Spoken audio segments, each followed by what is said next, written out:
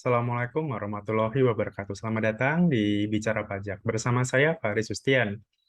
Di video kita kali ini, saya akan masih menjawab beberapa pertanyaan yang ada di kolom komentar, karena sepertinya banyak ya pertanyaan-pertanyaan yang masuk, tapi kemarin-kemarin belum sempat saya jawab. Jadi, semoga beberapa video yang kemarin saya share, maupun yang hari ini, maupun beberapa hari kemudian, itu bisa cukup menjelaskan maksud dari pertanyaannya. Oke, kita mulai dari pertanyaan yang pertama. Di sini dituliskan oleh akun Raihan 54. Di sini menanyakan seputar PPh Pasal 21 atas penghitungan rapelan. Jadi rapelan itu adalah ketika kita menerima kenaikan gaji, maka itu berlaku surut kenaikannya. Jadi misalkan katakanlah gaji kita pertama sebulan misalkan 3 juta. Tapi kemudian misalkan di bulan Agustus dia naik menjadi 4 juta misalkan. Jadi yang awalnya dari Januari sampai bulan Juli itu gajinya adalah 3 juta, tapi kemudian di bulan Juli naik jadi 4 di bulan Agustus ya, di bulan Agustus naik jadi 4 juta. Nah, rapel itu artinya berlaku surut gitu. Artinya sebenarnya atau seharusnya gaji 4 juta itu seharusnya sudah mulai didapatkan dari sejak bulan Agustus biasanya, atau dari sejak awal tahun. Nah, berarti dari jangka waktu Januari sampai dengan bulan Juli, berarti kan ada sekitar 7 bulan. Nah, 7 bulan itu kita kalikan berapa kenaikannya, kan dari 3 ke 4 berarti kan 1 juta ya. Nah, 1 juta itu berarti kan ada sekitar berapa? 7 juta ya. Nah, 7 juta ini kira-kira berapa sih PPh pasal 21 yang harus dipotong gitu. Jadi sederhananya seperti itu yang dimaksud dengan rapelan. Nah, kemudian cara menghitungnya gimana? Cara menghitung PPh 21 atas rapelan, eh, pertama yang harus kita lakukan adalah kita harus menghitung dulu berapa sih PPh pasal 21 yang sudah dipotong dengan struktur gaji yang lama. Misalkan tadi ya, katakanlah 3 juta, ya walaupun kalau 3 juta masih di bawah PTKP ya, artinya itu tidak dikenakan pajak juga gitu ya. Ambil contoh misalkan katakanlah 5 ke 6 deh. Gaji awalnya 5 juta per bulan. Misalkan em, mulai mulai dapat rapelnya itu di bulan Agustus tadi ya, di bulan Agustus. Misalkan 5 juta yang pertama itu kita hitung berapa pajaknya menggunakan PPh pasal 21 biasa per bulan. Anggaplah 5 juta ini per bulannya pasal 21 yang dipotong adalah sebesar 50.000 misalkan per bulan. Nah, kemudian itu baru step pertama. Step berikutnya adalah kita harus hitung lagi struktur PPh pasal 21 dengan gaji yang baru, dengan gaji yang 6 juta tadi. Gitu. Jadi 5 juta, berapa PPh pasal 21 per bulannya, misalkan tadi 50.000, dengan struktur gaji yang baru, misalkan tadi ya, katakanlah 6 juta, ya oke, pasal 21-nya misalkan 60 juta per bulan deh. Gitu. Nah, berarti kan kita sudah tahu nih, step 1, step 2 sudah tahu nih masing-masing PPh-nya berapa. Nah, rapelan itu berarti menghitung berapa sih selisihnya. Selisihnya dari kapan? Selisih per bulan ya. Jadi kan pasal 21 itu kan dipotongnya tiap bulan.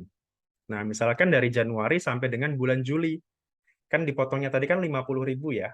Nah, 50.000 yang istilahnya yang sudah distorkan, berarti 50.000 kita kalikan 7 bulan, kemudian kita juga harus hitung dengan struktur gaji yang baru, misalkan tadi ya 60.000, kita kalikan juga yang 7 bulan. Jadi istilahnya adalah PPh yang seharusnya dipotong, yang 60.000 tadi, kita kalikan 7 bulan, dikurangi dengan PPh yang telah dipotong, 50.000 kali 7 bulan. Nah, selisihnya itu adalah PPh atas rapelan. Jadi, pertama kita harus buat step 1 dulu, kemudian step 2 tadi, kemudian kita harus hitung masing-masing yang seharusnya dipotong berapa bulan tiap bulannya itu, kemudian dikurangi dengan yang telah dipotong dari bulan-bulan sebelumnya itu.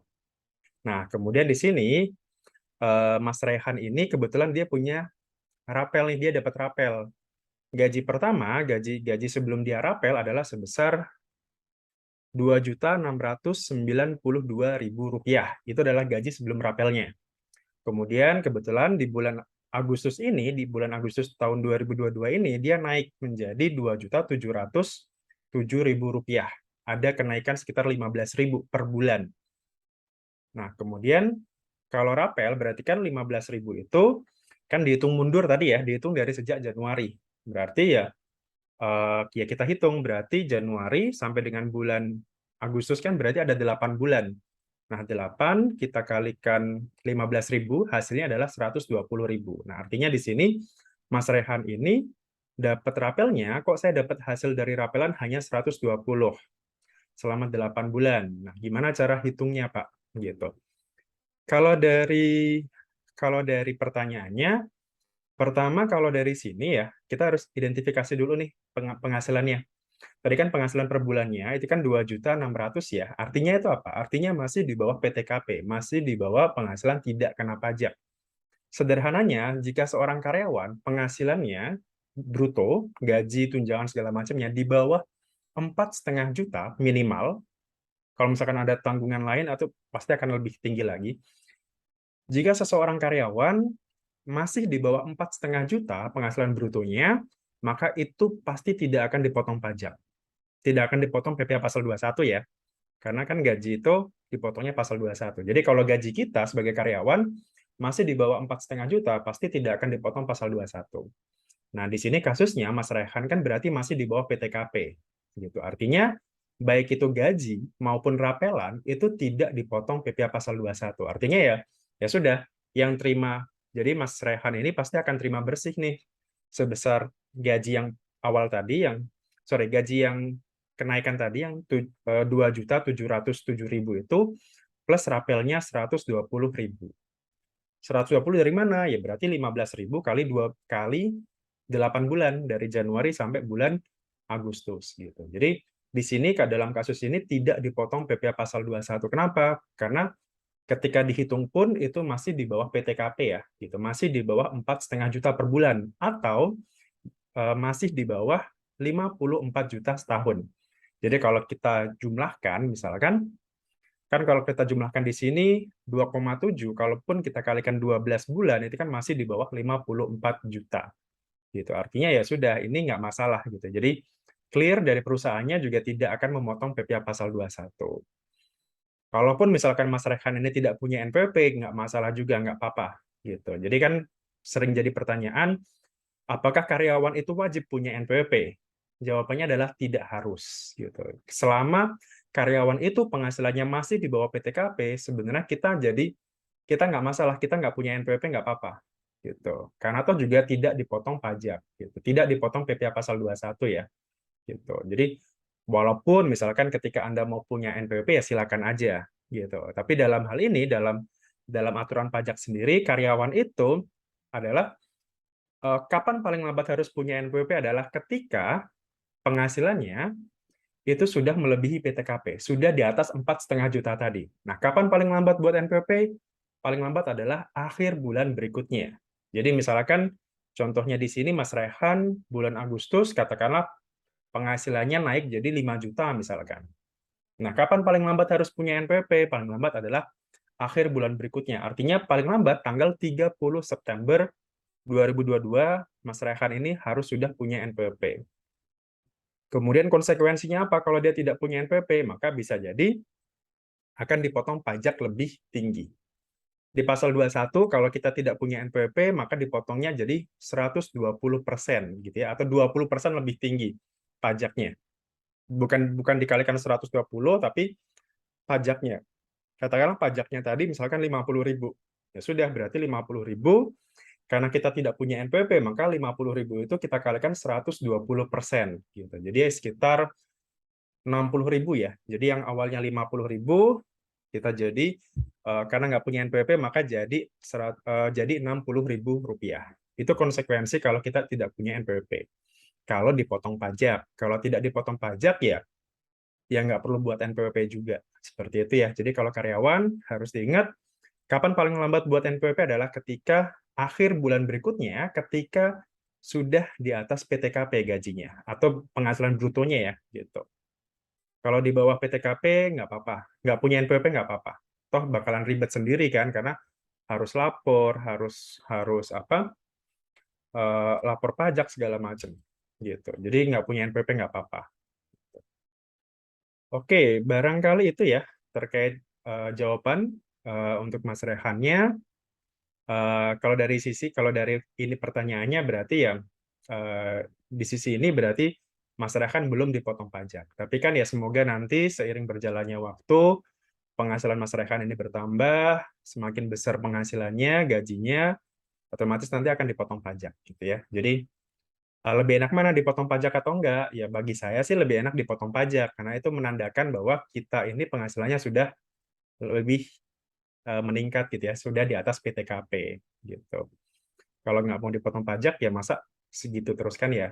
Itu jadi pertimbangan juga gitu ya. Jadi semakin besar penghasilannya, semakin besar juga pajaknya gitu. Nggak apa-apa. Toh juga nggak semuanya juga kan, hanya sekian persen aja dari penghasilan yang kita dapatkan gitu. Oke, barangkali itu ya terkait mungkin terkait dengan pasal 21. Ada lagi nggak ya yang terkait dengan pasal 21?